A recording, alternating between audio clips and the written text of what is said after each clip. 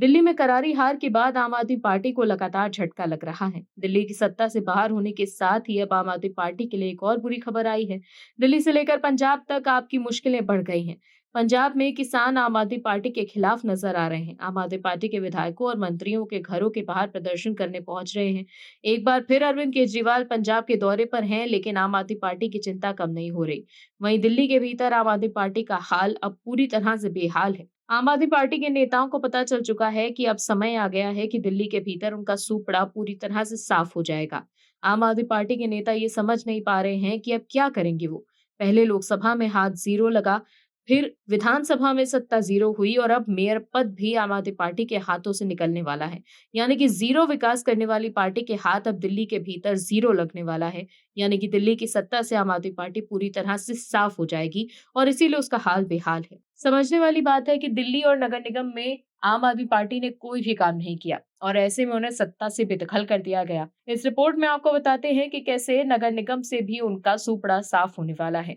आपको बता दें कि एमसीडी में आम आदमी पार्टी की स्थिति लगातार कमजोर होने के कारण सत्ता में बने रहना उनके लिए आसान नहीं है।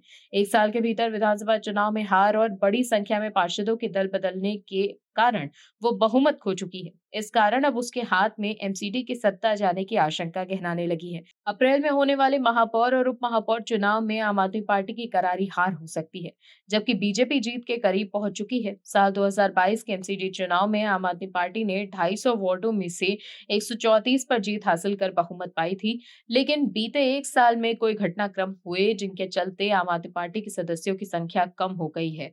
विधानसभा चुनाव में आम आदमी पार्टी को करारी हार का सामना करना पड़ा। इसके अलावा 23 पार्षदों ने विभिन्न कारणों से पार्टी छोड़ दी। इनमें से 22 पार्षद बीजेपी के और एक पार्षद कांग्रेस में शामिल हो गए। हालांकि बीजेपी और कांग्रेस के दो पार्षदों और एक निर्दलीय पार्षद ने आम आदमी पार्टी की सदस्यता ग्रहण की है। वर्तमान में एमसीडी में बीजेपी के एक पार्षद के सांसद और बीजेपी के 8 और आम आदमी पार्टी के 3 पार्षदों के विधायक बनने से 12 वार्ड रिक्त हैं। साल 2024 की शुरुआत में एमसीडी में आम आदमी पार्टी के पास 135 पार्षद थे, जबकि बीजेपी के पास 106 और कांग्रेस के पास 9 पार्षद थे। विधानसभा चुनाव के बाद ये संख्या बदल गई। अब आम आदमी पार्टी के पार्षद घटकर 113 रह गए हैं, जबकि बीजेपी के पार्षदों की संख्या 117 हो गई है। कांग्रेस के पार्षद भी 9 से घटकर 8 रह गए हैं।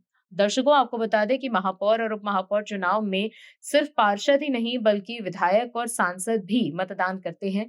साल 2024 में जहां आम आदमी पार्टी के 13 विधायक और बीजेपी के सिर्फ एक विधायक वोट डालने का हक रखते थे, वहीं साल 2025 में ये समीकरण पूरी तरह से बदल गया है। अब बीजेपी के विधायकों की संख्या 11 हो गई है, जबकि आम आदमी पार्टी के विधायकों की संख्या घटकर 3 रह गई है। सांसदों के मामले में बीजेपी के पक्ष में स्थिति पहले से ही मजबूत है। एमसीडी में बदलते समीकरणों को देखते हुए बीजेपी अब महापौर और उप महापौर चुनाव में बढ़त हासिल करती दिखाई दे रही है। यदि बीजेपी ये चुनाव जीत जाएगी तो एमसीडी की सत्ता उसके हाथ में आ जाएगी। वहीं आम आदमी पार्टी के सामने अब कई चुनौतियां खड़ी हो गई हैं। इसी महीने अप्रैल में महापौर और उप महापौर का चुनाव होना है। इसमें विधानसभा अध्यक्ष की ओर से मनोनीत 14 विधायक भी मत डालते हैं। दर्शकों, संख्या बल के हिसाब से इस बार एमसीडी में बीजेपी का मेयर बनना लगभग तय है। ऐसे में अब दिल्ली में ट्रिपल इंजन की सरकार बनने जा रही है। Bureau report to MH news. Bureau report to MH news. आप दर्शकों से विनम्र निवेदन है कि चैनल को सब्सक्राइब जरूर करें